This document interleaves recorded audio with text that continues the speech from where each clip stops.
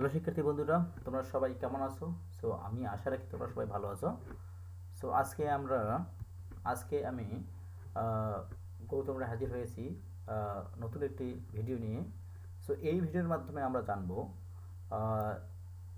Simple complex কম্পাউন্ডের ইফের negative form নিয়ে, বা negative form থাকলে কিংবা আনলেস থাকলে আমরা কিভাবে সিম্পল কমপ্লেক্স অথবা কম্পাউন্ড করব, কিংবা কম্পাউন্ড থেকে সিম্পল, সিম্পল থেকে কমপ্লেক্স করব। সো শুরু করা যাক, চলো। সো যদি আমাদের ইফ নট অর্থাৎ কমপ্লেক্সে যদি ইফ নট কমপ্লেক্সে যদি কি থাকে, ইফ নট থাকে অথবা আনলেস থাকে এবং এরপর কি থাকে, সাবজেক্ট ভার্ব থাকে, তাহলে আমরা সিম্পল করার সময় কি করব, উইদাউট বসাবো এবং ভার্বের সাথে আইএনজি বসাবো। ওকে। এবং কম্পাউন্ড করার ক্ষেত্রে আমরা বাক্যের মাঝে কি বসাবো, অ্যান্ড অর অথবা আদারওয়াইজ বসাবো। সো এই বিষয়টা আমরা এক্সাম্পলের মাধ্যমে ক্লিয়ার হতে পারি। সো চলো আমরা এক্সাম্পলের মাধ্যমে বিষয়টা ক্লিয়ার হয়ে যায়। ক্লিয়ার? ওকে। সো যদি আমি সিম্পল করি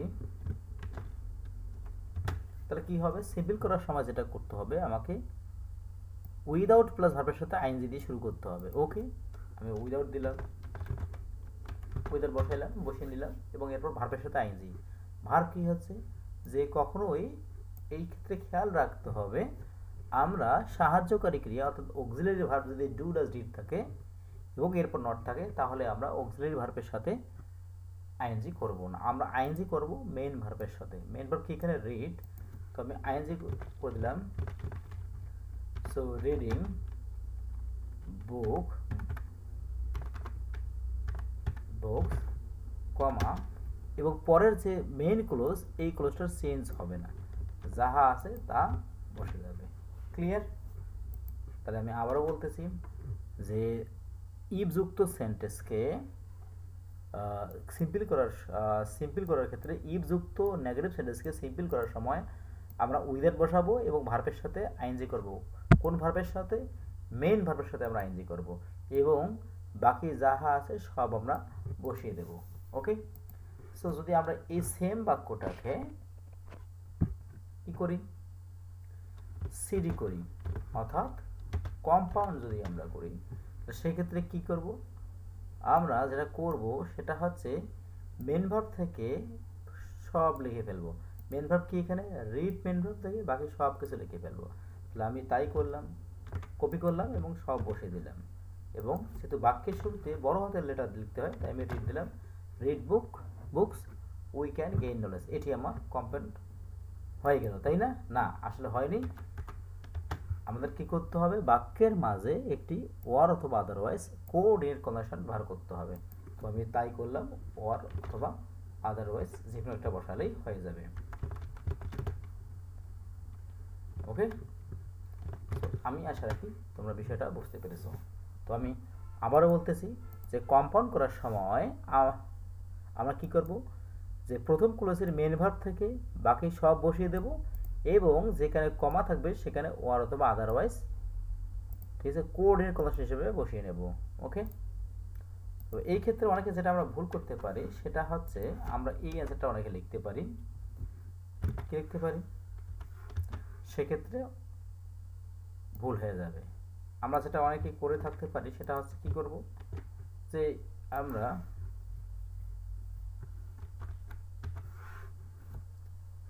ইফটাকে বাদ দিয়ে দেব। ও সরি, একটু ভুল হয়েছে, ছোট্ট ভুলটাকে আমি সংশোধন করে নিচ্ছি। সো এখানে কি আছে, যে দেখো সাবজেক্টটা কিন্তু কি রয়েছে, উই রয়েছে। সো আমাদের অবশ্যই এখানে সাবজেক্টটা ব্যবহার করতে হবে, তারপর যেটা কাজ করতে হবে, সেক্ষেত্রে আর আরটা বড় হবে না, যেহেতু সাবজেক্টটা উই বসে গেছে। তাহলে আমাদের কি হবে, সাবজেক্ট হবে রিড বুক অর অথবা otherwise we can not gain knowledge. Okay. So অনেকে যেটা আমরা ভুল করতে পারি, যেটা আমি যে কথাটা আসতেছিলাম, ভুল করতে পারি, যে ভুলটা হচ্ছে আমরা অনেকেই এই কাজটা আমরা করবো যে নেগেটিভ রাখবো না, নেগেটিভ রাখা যাবে না। ঠিক আছে, যখন আমরা ওয়ার অথবা আদারওয়াইজ বসাবো,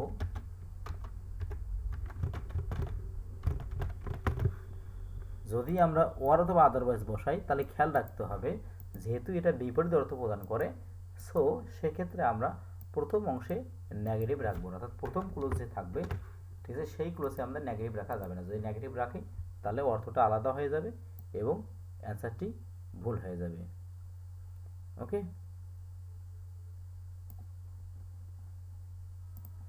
সো আমি আশা রাখি তোমরা বিষয়টা বুঝতে পেরেছো। সো আমরা পরবর্তী উদাহরণের মাধ্যমে বিষয়টা আমরা বেশ ক্লিয়ার হতে পারি। ওকে, সো পরবর্তী যে বলার আছে, কি বলা আছে প্রশ্নটিতে, যে if they do not play well, যদি তারা ভালোভাবে না খেলে, they can not win the match. So এই সেন্টেন্সটাকে যদি আমরা সিম্পল করতে যাই, তাহলে কি করতে হবে, যে প্রথমে আমাদের উইদাউট বসাতে হবে। উইদাউট আমি বসিয়ে নিলাম, উইদাউট প্লাস মেন ভার্বের সাথে আইএনজি করতে, মেন ভার্ব হচ্ছে এখানে প্লে, সো আইএনজি করে দিলাম প্লেইং, তারপর ওয়েল বসিয়ে দিলাম কমা, এবং পরে যাহা আছে পরের মেন ক্লোজ, যে ক্লোজটি আছে পরবর্তী ক্লোজটি, এই ক্লোজটি কোনো চেঞ্জ করা যাবে না, হুবহু যা আছে সব বসিয়ে দিতে হবে। ওকে, তো এটা আমার সিম্পল হয়ে গেল।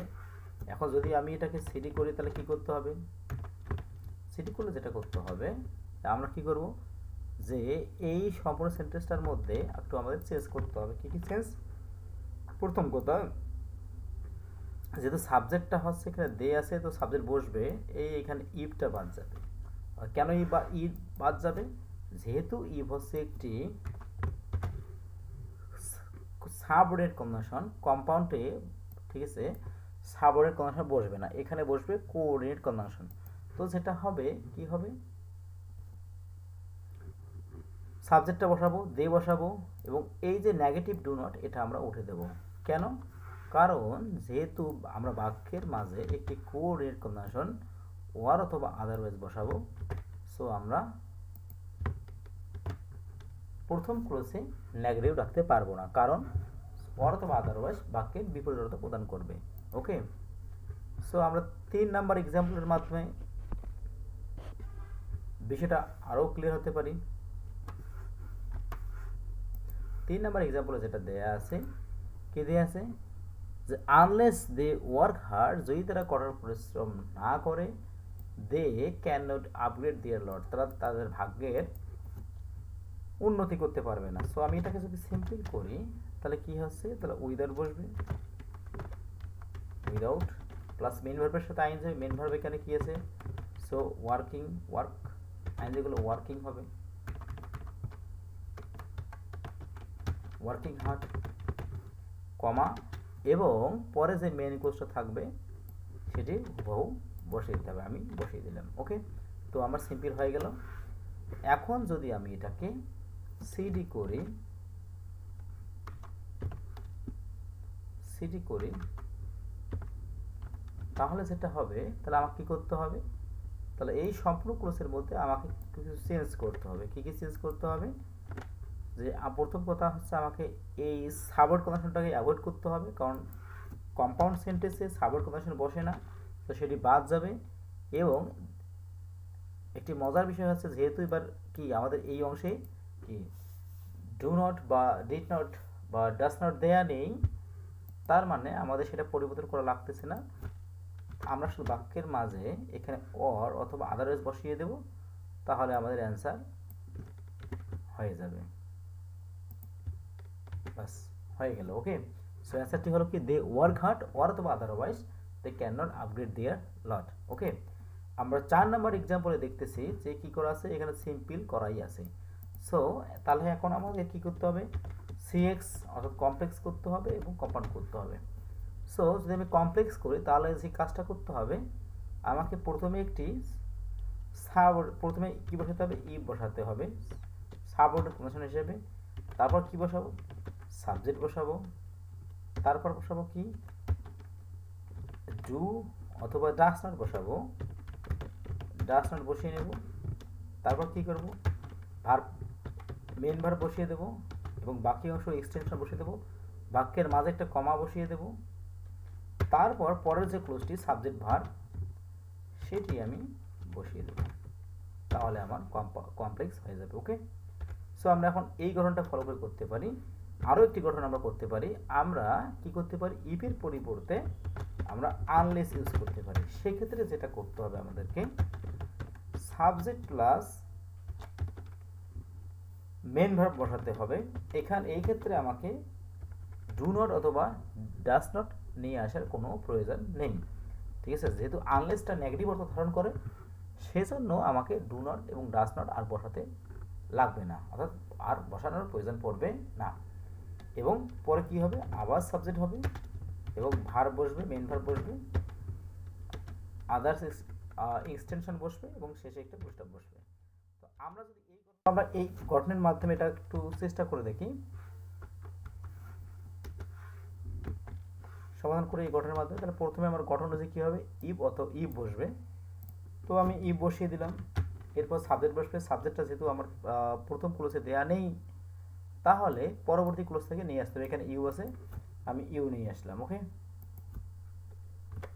ইউ নিয়ে আসলাম, ইউ বসিয়ে দিলাম। এরপর কি হবে, গঠন অনুযায়ী ডু অথবা ডাজ নট নিয়ে আসতে হবে, তাই নিয়ে আসলাম ডু নট। ইউ এর সাথে ডু বসবে, ডু নট। তারপর ভার্বের বেস ফর্ম বসবে, সাথে এখানে ভার্বের সিম্পল ফর্ম বসবে, এটাকে বেস ফর্ম হবে, সিম্পল ফর্ম হবে। ওকে, সো আমি তাই করলাম। তো এখানে আইএনজিটা উঠে দিলাম, স্টাডিং এর সিম্পল ফর্ম আছে স্টাডি, তারপর কি হার্ড আছে, হার্ড বসিয়ে দিলাম এবং আমি কমা বসিয়ে দিলাম। তারপর যেটা করলাম, পরবর্তী যে ক্লোজটা আছে এটাকে আর কোনো পরিবর্তন করব না, হুবহু বসিয়ে দেবো, তাহলে আমার কমপ্লেক্স হয়ে গেল। ওকে, তাহলে আমরা এখন গঠনটা মিলিয়ে নেই। তাহলে প্রথমে ইফ বসলো, এরপর ইফ, তারপর সাবজেক্ট বসলো, সাবজেক্ট হচ্ছে ইউ, এখানে ডু অথবা ডাজ নট, তো এখানে ডু নট বসলো। তারপর কি আদার্স, সরি, এরপর কি ভার্বের বেস ফর্ম বসবে। ভার্ব এখানে হচ্ছে কি স্টাডি আইএনজি করা রয়েছে, আমি আইএনজিটা উঠে দিলাম, স্টাডি, এবং এরপর যা এক্সটেনশন ছিল সব বসিয়ে দিলাম। ওকে, তারপর কমা বসিয়ে দিলাম গঠন অনুযায়ী, এবং এরপর সাবজেক্ট ভার্ব, অর্থাৎ পরবর্তী ক্লোজে যে সাবজেক্ট ভার্ব আছে সেই ক্লোজটা সম্পূর্ণ লিখতে হবে, আমি তাই লিখে দিলাম। ওকে, সো আমরা যদি দ্বিতীয় গঠনটা দিয়ে সমাধান করার চেষ্টা করি, তাহলে যেটা হবে, প্রথমে আনলেস বসাতে হবে, আনলেস বসিয়ে দিলাম। তারপর যেটা করতে হবে, সাবজেক্ট নিতে হবে, সাবজেক্টের পরবর্তী ক্লোজ থেকে ইউ নিয়ে আসলাম। এরপর ডু নট অথবা ডাজ নটটা লেখা যাবে না, কারণ আনলেস দ্বারাই নাবোধক অর্থটা কমপ্লিট হবে, তাই আমরা ডু নট অথবা ডাজ নট বসাবো না। ওকে, তাহলে মেইন ভার্বের কি বসবে, প্রেজেন্ট ফর্ম বসবে। সো স্টাডি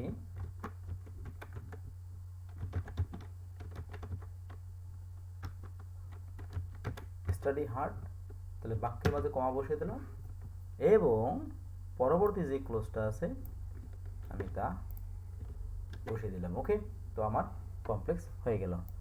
তাহলে আমি আবারও বলতেছি, তাহলে কি প্রথমে আমি আনলেস বসিয়ে দিলাম, এরপর কি সাবজেক্ট বসিয়ে দিলাম, সাবজেক্টটা যেহেতু প্রথম ক্লোজে নাই তাই দ্বিতীয় ক্লোজ থেকে আমি নিয়ে আসলাম,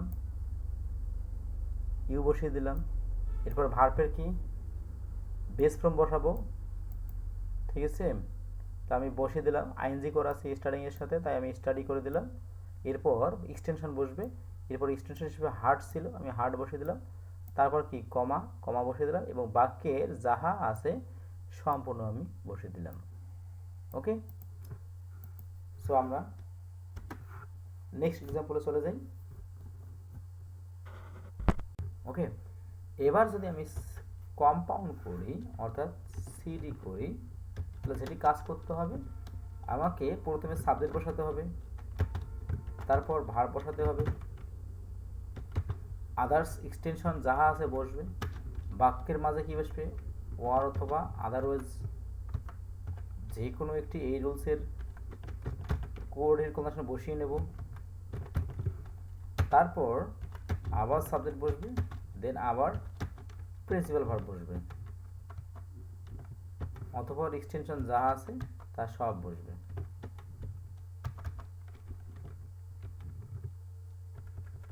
ওকে, সো আমরা যে এই গঠন অনুযায়ী এখন অ্যান্সারটা লিখি, অ্যান্সারটা দাঁড়াবে প্রথমে সাবজেক্ট,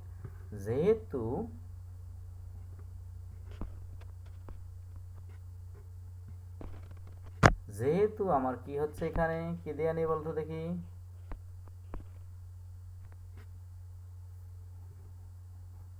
উইদাউট স্টার্টিং হার্ড রয়েছে এবং এখানে সাবজেক্ট নেই, তাহলে আমরা পরের ক্লোজ থেকে ইউ সাবজেক্ট নিয়ে আসবো। ওকে, আমি নিয়ে আসলাম ইউ, তারপর কি বসবে, এই যে ভার্ব রয়েছে আইএনজি যুক্ত, সেই ভার্বের আইএনজিটা উঠে যাবে, তার মানে স্টাডি কি হবে, স্টাডি হার্ড, মেন ভার্ব বসানোর পর কি আছে, স্টাডি হার্ড বসে নিলাম, এবং বাক্যের মাঝে কি বসবে, ওয়ার অথবা আদারওয়াইজ যে কোনো একটি আমি, ঠিক আছে,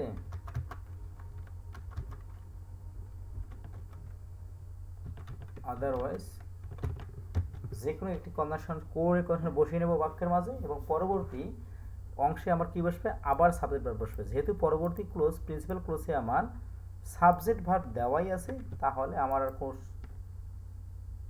টেনশন নেই, আমি হুবহু কপি করে বসিয়ে দিলাম। ওকে, তো তোমাদের ক্ষেত্রে যেটা করতে হবে, কি করতে হবে, আমি আবারও বলতেছি যে কম্পাউন্ড সেন্টেন্স কম্পাউন্ড করার সময় প্রথমে কি করতে হবে, সাবজেক্ট ভার্ব বসিয়ে নিতে হবে, এবং এখানে যেহেতু কি সাবজেক্ট ভার্বটা দেয়া নেই প্রশ্নের মধ্যে, তাহলে আমাদের কি করতে হবে, পরবর্তী ক্লোজ থেকে সাবজেক্টটা নিয়ে আসতে হবে, এবং তাই আমি এখানে ইউ নিয়ে আসছি। ওকে, সাবজেক্টটা নিয়ে আসছি।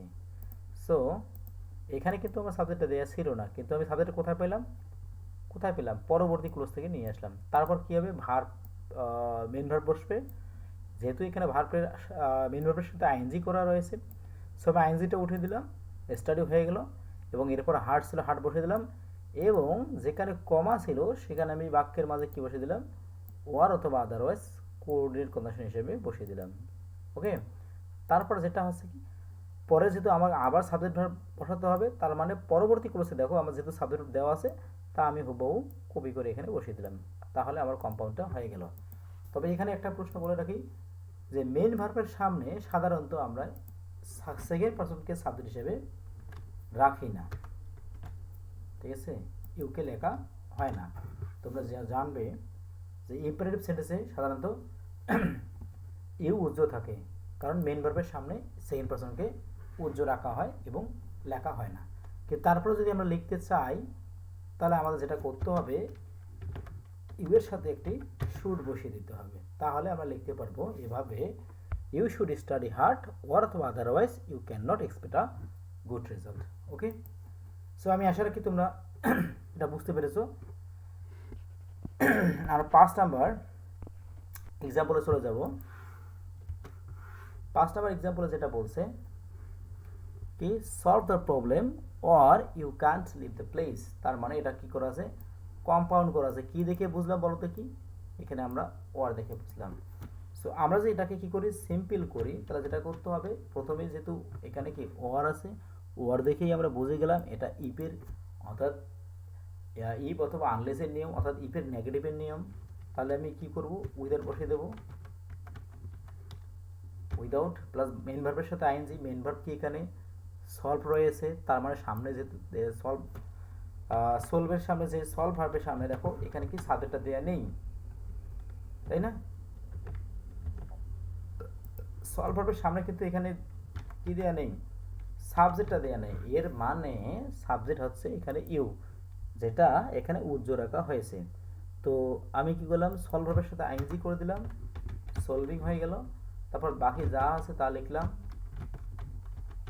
প্রবলেম, এবং যেখানে আমরা কি কমার স্থানে আগে কি করতাম, ওয়ার অথবা আদারওয়াইজ বসাতাম, সেখানে আমরা ওয়ার অথবা আদারওয়াইজ উঠে দিয়ে আবার পুনরায় কমা বসাবো, এবং যেটা করব, পরবর্তী ক্লোজে যা আছে তাহা আমরা হুবহু লিখে দেব, তাহলে আমাদের কম্পাউন্ড হয়ে গেল, সরি সিম্পল হয়ে গেল। ওকে, সো আমি আবারও বলতেছি, সো আমাদের যে নিয়মটা কি, সিম্পল করার সময় আমরা অবশ্যই কি করব, উইদাউট নিয়ে আসবো, এবং মেন ভার্বের সাথে আইএনজি করে দেবো, মেন ভার্ব হচ্ছে এখানে সলভ, আইএনজি করে দিলাম, সলভিং হয়ে গেল।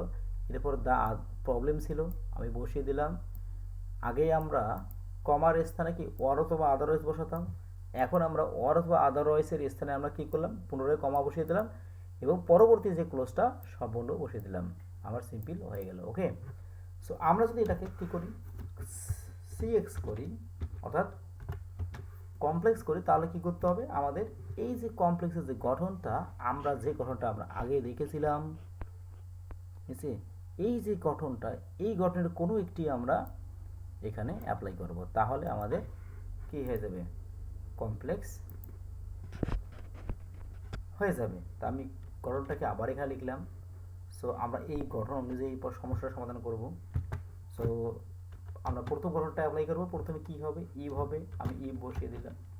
তারপর সাবজেক্ট আসবে। সাবজেক্টটা যেহেতু এখানে কি উজ্জ্ব রাখা হয়েছে ইউকে, সেকেন্ড পারসনকে, তা আমরা পরের ক্লোজ থেকে ইউকে নিয়ে আসবো।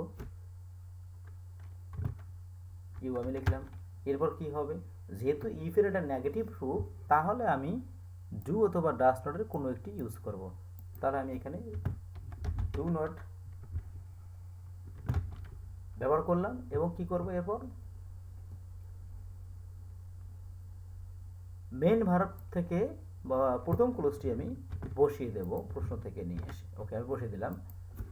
ওকে, তাহলে অ্যান্সারটি আমার কি হয়ে গেল, তাহলে if you do not solve the problem, আমি আবারও বলতেছি, প্রথমে আমি একটি কন্ডিশন বসিয়ে দিলাম, ইউ বসিয়ে দিলাম, তারপর সাবজেক্ট বসিয়ে দিলাম, সাবজেক্ট ইউ বসিয়ে দিলাম, এবং তারপর কি ডু অথবা ডাস নটের কোন, যেহেতু এখানে ইউ হচ্ছে সেকেন্ড পারসন, সো এর সাথে ডু নট বসবে, তাই ডু নট বসিয়ে দিলাম, এবং মেন ভার্বের কি প্রেজেন্ট ফর্ম সেটা বসিয়ে দিলাম, কারণ ডু ডাস নটের পরে ভার্বের বেস ফর্ম হয়, তাই বসালাম, এবং এরপর দা প্রবলেম ছিল, আমি তা বসিয়ে দিলাম। ওকে, এরপর কি করলাম, যেখানে অর আছে সেখানে আমি কি করব, কমা বসিয়ে দেবো, কারণ আমরা আগে কমার স্থানে অর অথবা আদারওয়াইজ বসাতাম। তা এখন আমরা উল্টো কাজটা করব, আমি ঠিক তাই করলাম এবং পরের ক্লোজটি বসিয়ে দিলাম। আমার কি হয়ে গেল, কমপ্লেক্স হয়ে গেল। ওকে, এবার যদি আমি পরবর্তী গঠনটা অ্যাপ্লাই করি, তাহলে যেটা হবে, প্রথমে আমি কি করব, আনলেস বসিয়ে দেব,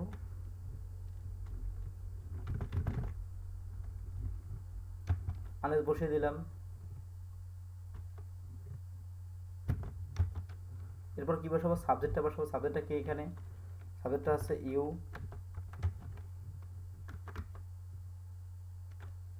সাবজেক্টটা আছে ইউ। এরপর যেটা করব, কি করব, মেন ভার্বকে বসাবো। মেন ভার্ব কি আছে এখানে, সলভ।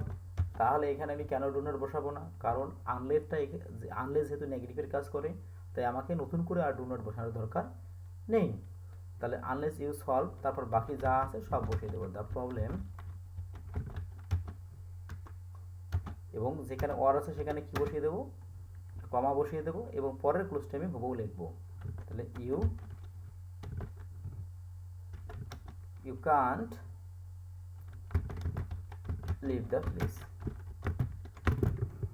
ওকে, তাহলে আমার কি হয়ে গেল, কমপ্লেক্স হয়ে গেল। তো আমি আশা রাখি তোমরা সবাই বুঝতে পেরেছো। তো আজকে এই পর্যন্তই। পরবর্তী আবার কোনো নতুন রুলস নিয়ে আমি আবার হাজির হব। তো ততক্ষণ পর্যন্ত তোমরা সবাই ভালো এবং সুস্থ থাকো। ওকে, ধন্যবাদ সবাইকে।